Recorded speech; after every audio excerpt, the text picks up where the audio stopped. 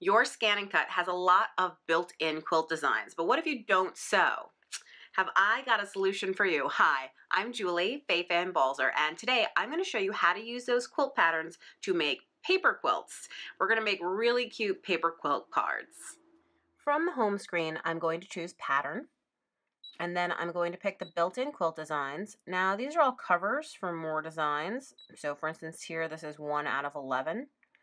I'm looking for a slightly more complicated design because if you're doing a quilt, a simple block is great. But if I'm doing a card, I'm only really going to do one block. So I want the one block to be interesting just by itself. Kind of like this one. Oh, I love this one. And I'm just looking to see like what, that's really cute too.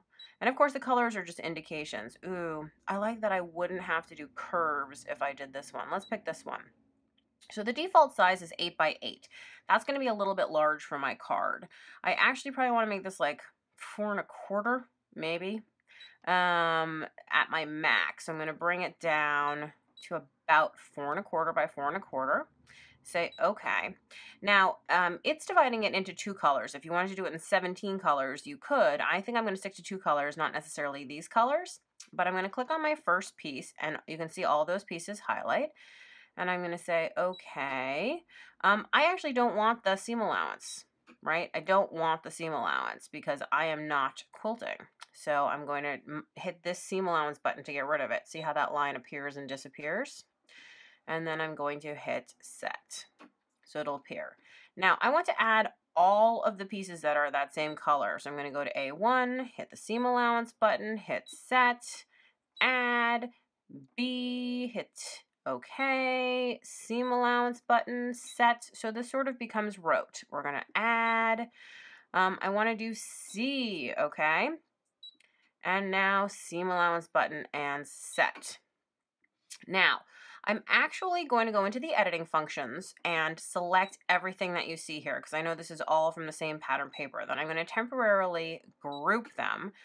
Because what I want to do is I want to move them down to the bottom of the mat out of the way because I'm about to add all of the other pieces as well. Because I know, because this is paper, I can cut everything at once. It's quite small. So we're going to add all the D pieces, take away the seam allowance, hit set, add, hit D1, okay, get rid of the seam allowance, hit set, and there it is, hit add, and E, and okay, seam allowance, and set.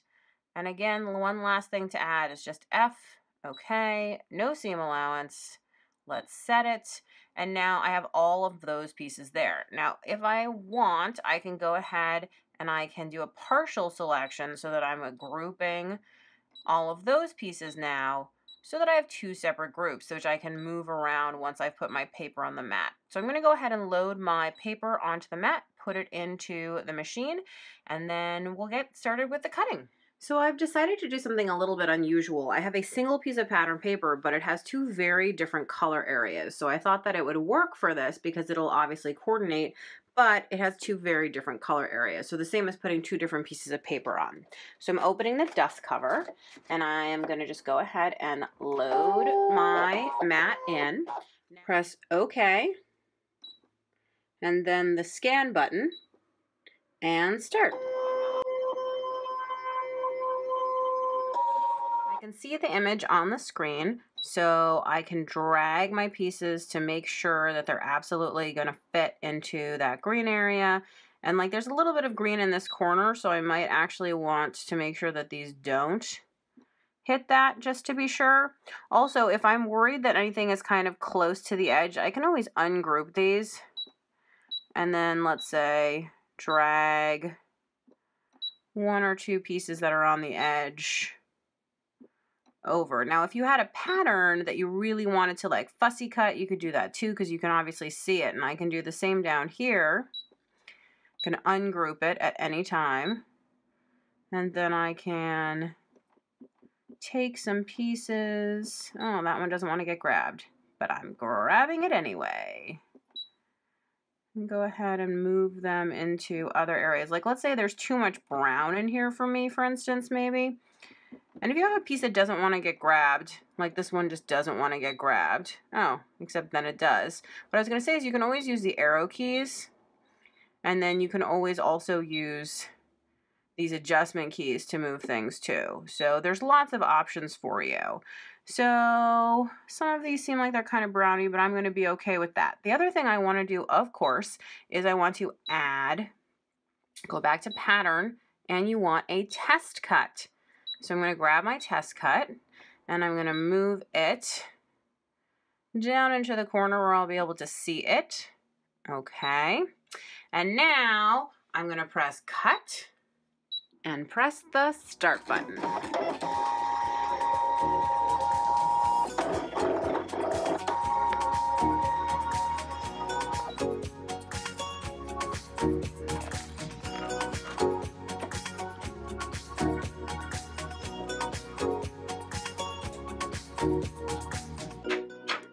So I'm not convinced that it came out really, really easily, so I'm actually going to adjust my blade. So I'm going to take my blade out. I currently have it set here. Now every blade is different depending how much you've used it and what material you're cutting, so it was close but not totally perfect, so I'm going to just do it half a turn to 6 so that this white line lines up here. On the screen, I will hit quick cutting. I'm going to go back. I'm going to move, oops, not that. I want to move the test cut over a little bit into a new area. You could even move it into a totally new area. Hit OK, cut, start, and try this again.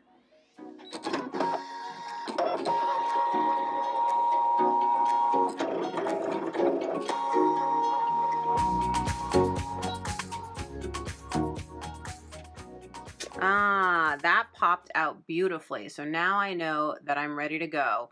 So all I need to do is look back at my screen and go ahead and press start.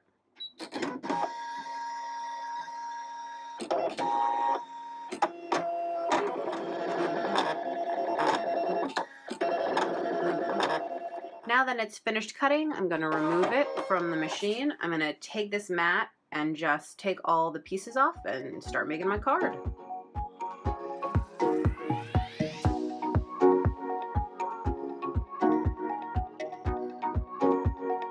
These are my piles of parts. I have a sheet of double-sided adhesive. So I'm just going to peel away this top layer. This is now sticky. And I'm going to start to lay it out in here. Well, I might start to lay it out over here just to be sure. So I like to separate these pieces out into kind of categories so I can see what's happening. Once everything has started to be arranged, then I'm going to start to make sure that I know where everything goes. So the narrow pieces go in here.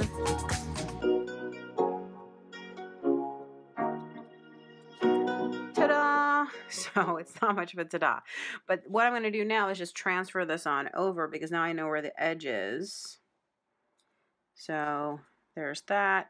And now I'm going to continually butt each piece up against the next. Because we're not sewing, these should just fit. Right, ooh, except if they're stuck to me. They should just fit right against each other.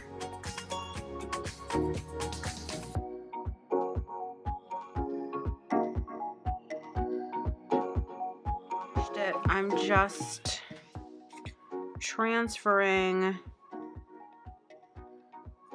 all these little pieces, which now have adhesive on them,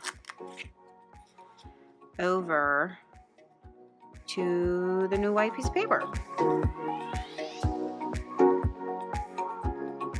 So these little pieces are so small that if you didn't completely cover them with adhesive, I was afraid that they would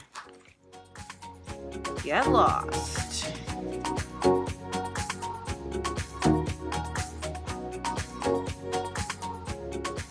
that this is done, I'm going to go ahead and put some adhesive on the back, and then I will be ready to apply that.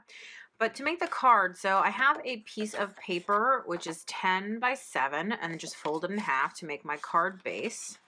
And I'm going to use some stamps. You could use whatever you wanted. I'm going to use this one that just says happy birthday.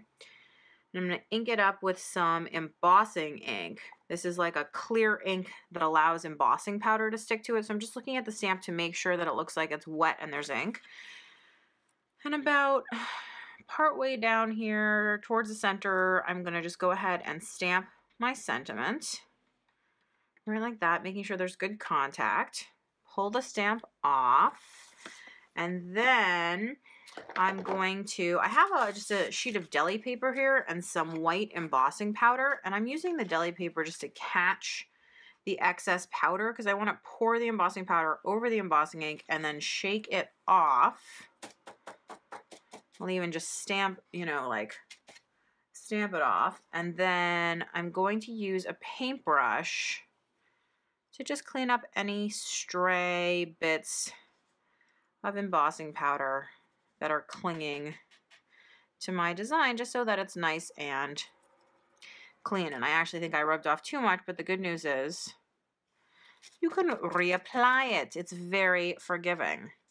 So once that's done, I'm going to use this paper as a funnel to put the embossing powder back inside. Perfect. Close that back up.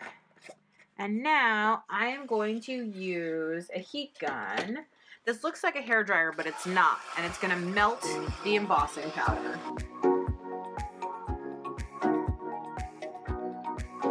So once it changes to that nice glossy white, then you know the embossing powder has melted and it's permanent.